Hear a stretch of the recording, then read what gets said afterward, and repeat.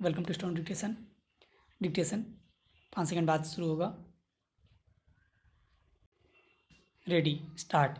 प्रधानमंत्री की ओर से घोषित 20 लाख करोड़ रुपए के आर्थिक पैकेज के एक और हिस्से का विवरण देते हुए वित्त मंत्री निर्मला सीतारमण ने प्रवासी मजदूरों, छोटे किसानों और रेहड़ी पटरी वालों के साथ मध्य वर्ग के लोगों की ओर मदद का हाथ बढ़ाया।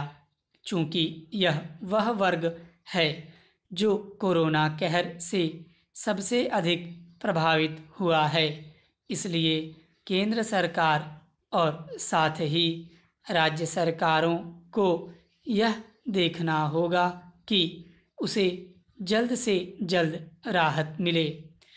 वित्त मंत्री की ओर से घोषित 1.16 लाख करोड़ रुपए के ताज़ा पैकेज के तहत प्रवासी मजदूरों को 2 महीने मुफ्त राशन मिलेगा।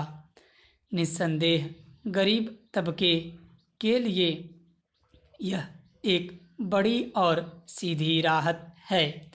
इस राहत को और बल देगी एक देश एक राशन कार्ड योजना।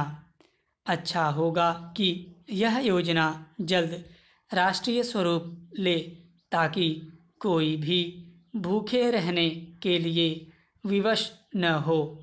इसी के साथ यह भी उचित होगा कि केंद्र सरकारें राज्य सरकारों को ऐसे कोई आदेश निर्देश दें कि वे पैदल अपने घर जाते मजदूरों को तत्काल सहायता प्रदान करें। अगर उनके पैदल घर जाने का सिलसिला कायम रहा तो इस सवाल से पीछा नहीं छूटने वाला कि आखिर सरकारें कर क्या रही हैं।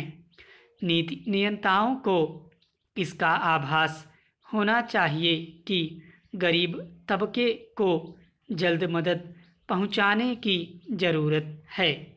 यह मदद सीधे राहत के रूप में होनी चाहिए, क्योंकि बाज़ार में तरलता बढ़ाने अथवा कर्ज की सुविधा प्रदान करने को वास्तविक मदद नहीं कहा जा सकता। आखिर जब काम धंधा ठप है तब कौन कारोबारी कर्ज लेकर अपने छोटे बड़े उद्यम को आगे बढ़ाने के लिए तैयार होगा। यह बात रेहड़ी पटरी वालों पर भी लागू होती है। उचित यह होगा कि केंद्र सरकार अपने आर्थिक पैकेज के उस हिस्से से हासिल होने वाले नतीजों पर विचार करे जो काम धंधे के लिए पूंजी उपलब्ध कराने और आसान शर्तों पर या फिर बिना गारंटी के कर्ज देने पर केंद्रित हैं। इसी तरह उसे यह भी देखना होगा कि क्या टैक्स रिफंड और पीएफ में कटौती जैसे कदमों को राहत पैकेज का हिस्सा कहा जा सकता है।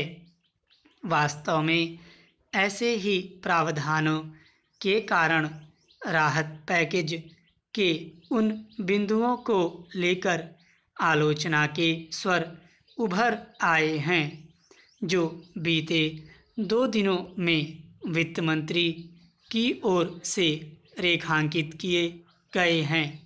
बेहतर यह होगा कि आर्थिक पैकेज में यह स्पष्ट किया जाए कि सीधी मदद के लिए क्या किया जा रहा है और परोक्ष सहायता के लिए क्या कदम उठाए जा रहे हैं। इससे कहीं कोई असमंजस भी नहीं रहेगा और सहायता पाने वालों के समक्ष भी यह स्पष्ट होगा कि उन्हें क्या मिलने वाला है। ध्यान रहे, असली मदद वही जो सीधी राहत पहुंचाए। स्टॉप।